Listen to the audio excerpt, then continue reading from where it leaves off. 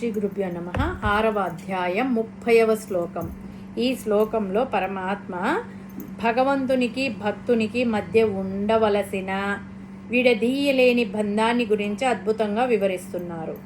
ఓం యో మాం పశ్యతి సర్వత్రా సర్వంచ మయి పశ్యతి తస్యాహం న ప్రణశ్యామి సచమేన ప్రణశ్యతి.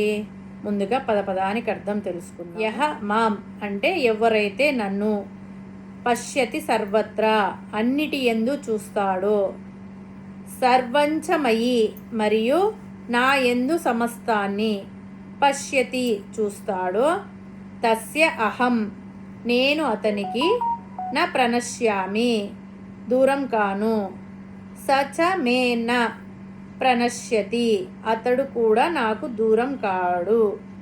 పరమాత్మ ఏమంటున్నాడంటే ప్రతి వస్తువులోనూ పరమాత్మ ఉన్నాడు. ప్రతి వస్తువుకు మూల కారణం పరమాత్మే.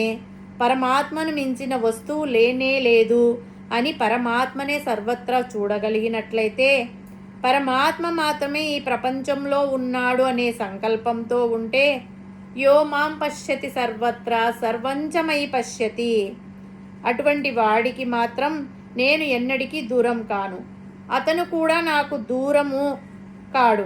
అంటే భగవంతుడు భక్తుడు ఒకరినొకరు నిరంతరం చూచుకుంటూనే ఉంటారు. ఇదే భావనను ఈశావాశోపనిషత్తు చాలా చిన్న మాటలలో చెప్పింది. తదూరే తద్వందికే అనే 2 పదాలలో చెప్పింది. ఆ పరమాత్మ తత్వం చాలా దూరంలో ఉంటుంది. ఎవరికి? ఉన్నది అని తెలుసుకోలేని వాడికి. తద్వందికే అతి దగ్గరగా ఉంటుంది. ఎవరికి అంటే ఉన్నది అని తెలుసుకున్న వారికి. పరమాత్మ తత్వం తెలుసుకోలేని వారికి వేల మైళ్ళ దూరంలో ఉన్నట్లవుతుంది. తెలుసుకున్న వారికి అతి దగ్గరగా హృదయంలోనే కొలువై ఉన్నట్లు ఉంటుంది. కృతయుగం నాటి హిరణ్యకశపుని దగ్గర నుంచి నేటి హేతువాదుల వరకు ఒకటే మాట, దేవుడెక్కడ ఉన్నాడు?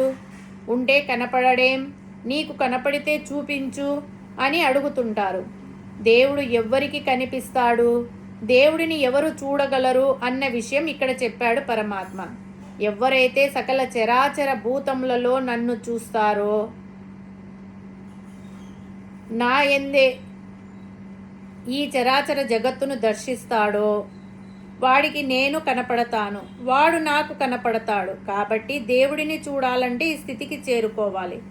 రాష్ట్రపతిని చూడాలంటే ముందుగా అపాయింట్మెంట్ కావాలి, ఢిల్లీకి వెళ్ళాలి, రాష్ట్రపతి భవన్కు వెళ్ళాలి. ఇంత తతంగం ఉంటుంది. మనం ఇంట్లో కూర్చొని రాష్ట్రపతి ఏడి కనిపించడే ఎక్కడున్నాడంటే ఎలా ఉంటుందో ఇది అలాగే ఉంటుంది. ప్రతి దానికి ఒక అర్హత ఉంటుంది. దేవుడిని దర్శించడానికి కూడా ఒక అర్హత ఉంటుంది. అర్హత సంపాదించడానికి మొదటి ప్రయత్నంగా దేవుడిని గురించిన భావనను మన మనస్సులలో నింపడానికి దేవాలయాలు ఆవిర్భవించాయి. దేవాలయాలలో దేవుడు ఉన్నాడని ప్రతిపాదించాయి. దేవుడు అనేది చూసే వస్తువు కాదు, అది ఒక అనుభూతి. భగవంతుడిని హృదయంలో అనుభవించాలి, తాదాత్మ్యం చెందాలి.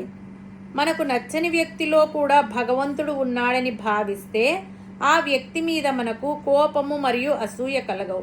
భగవంతుడు ఎప్పుడూ మనలోనే ఉన్నాడని భావిస్తే మనం ఒంటరి వాళ్ళమని ఎప్పుడూ బాధపడం.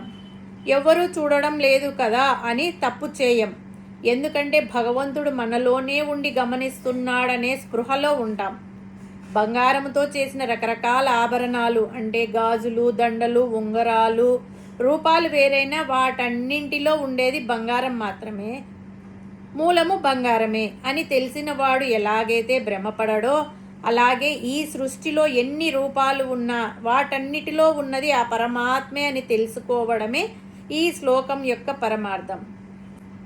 సర్వజీవరాశులలోనూ పరమాత్మను, పరమాత్మలో సర్వజీవరాశులను చూసే అనుభవాన్ని సంపాదించుకుంటే చాలు.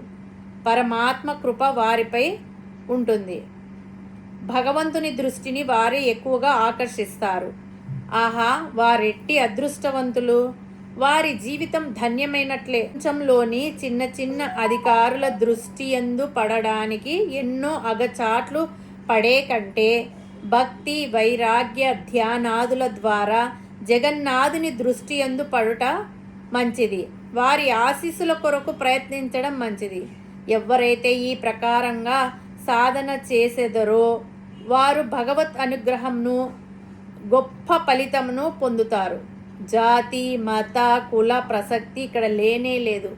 ఎవరైనా సరే సాధన ముఖ్యం. అట్టి సర్వాత్మక దృష్టి కలవారు ఏ పని చేసినా ఎప్పుడు పరమాత్మ ఎందే ఉండురని పై శ్లోకంలో పరమాత్మ చెప్పబోచున్నారు. హరి ఓం తస్సత్.